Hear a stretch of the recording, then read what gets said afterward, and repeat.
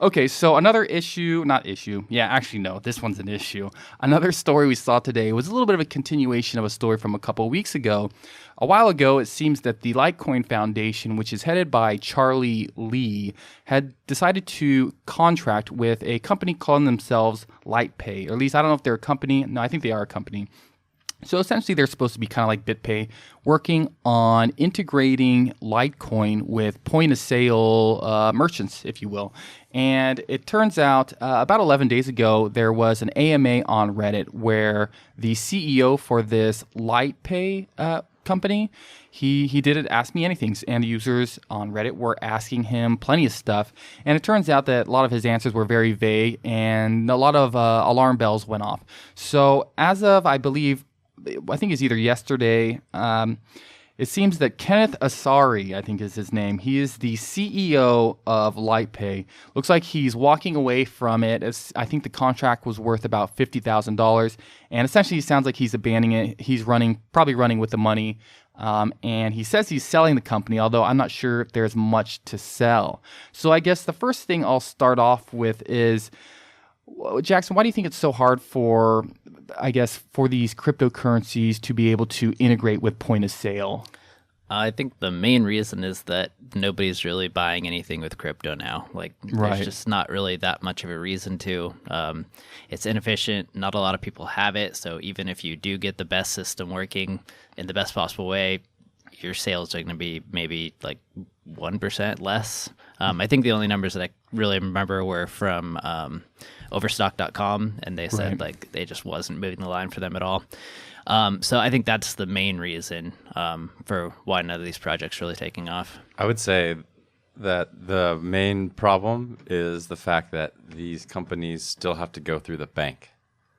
That's the number one problem. That's the roadblock. So why is that? Out of curiosity for the audience, why does that cause a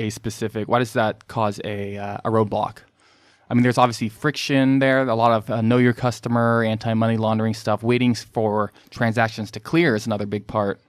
It stems back to regulatory in general, I would say. Most of the bankers that I've talked to just still don't understand, right? Right. I think some of the bigger institutions have wrapped their head around what Bitcoin is at the highest levels and are working on their own distributed ledger technology, applications, right? But I think when you look at the fact that when they know that this technology is going to revolutionize and change how payments are actually done, once people can figure out peer-to-peer truly, I think it's that they know that disruption is coming. So why would they make it any easier for cryptocurrencies in general? Plus, it's unregulated.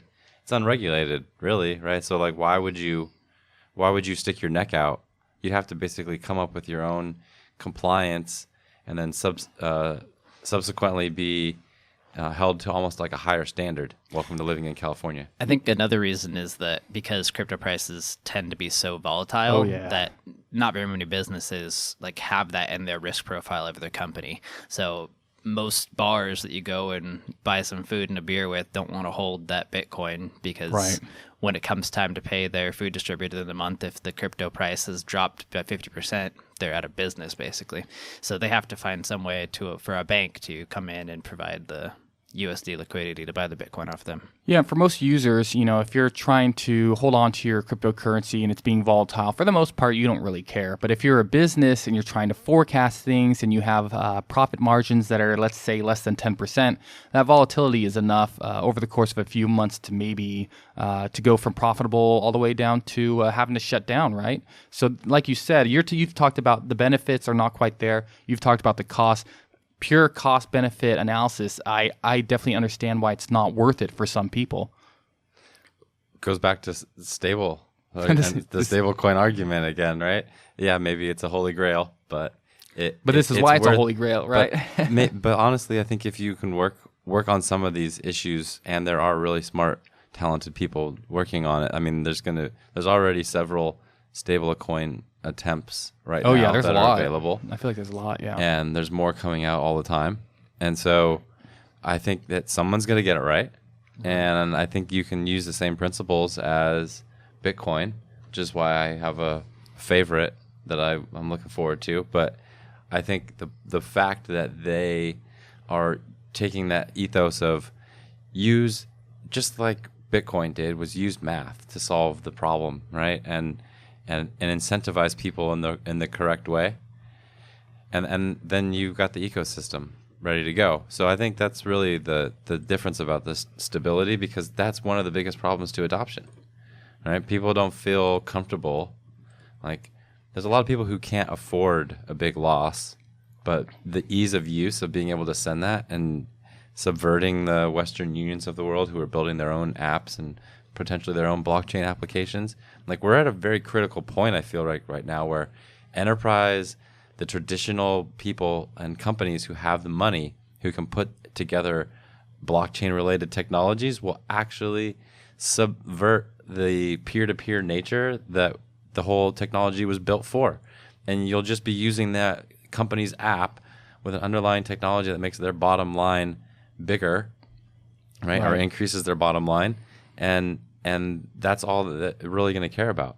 It's because the company's job is to increase the value of the company for the shareholders. Right. Right. Yeah, it's funny with this story. When we were talking about it a couple weeks ago, I think it was when Litecoin had gone down in price because LitePay was supposed to, or LitePay, excuse me, whatever it is. It's defunct now.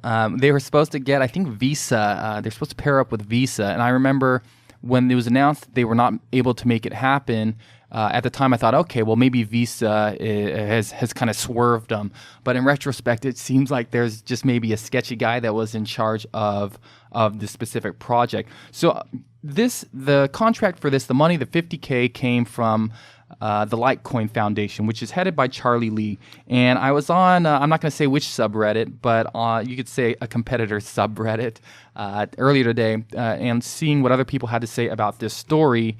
And they were not too gentle on Charlie Lee. So I'm curious, if he's the head of this foundation, this money's gone, I would essentially say gone missing, it's been misappropriated. How much responsibility do you think the leadership at Litecoin Foundation have, Jackson?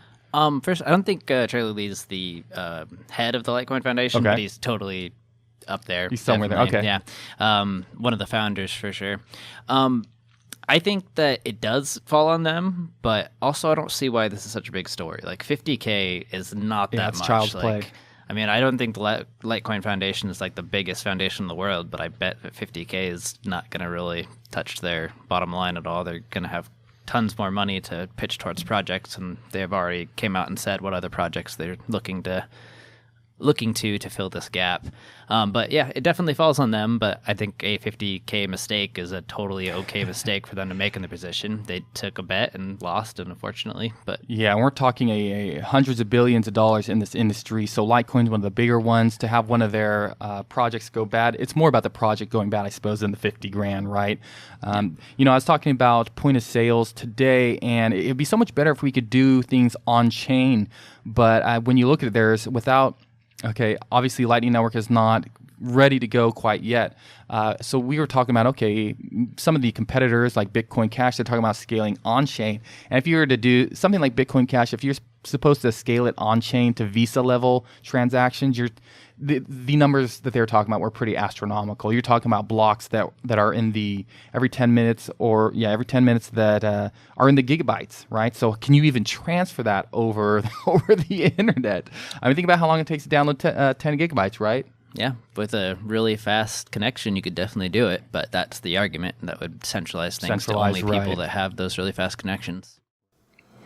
Are you enjoying the Captain Crypto Show?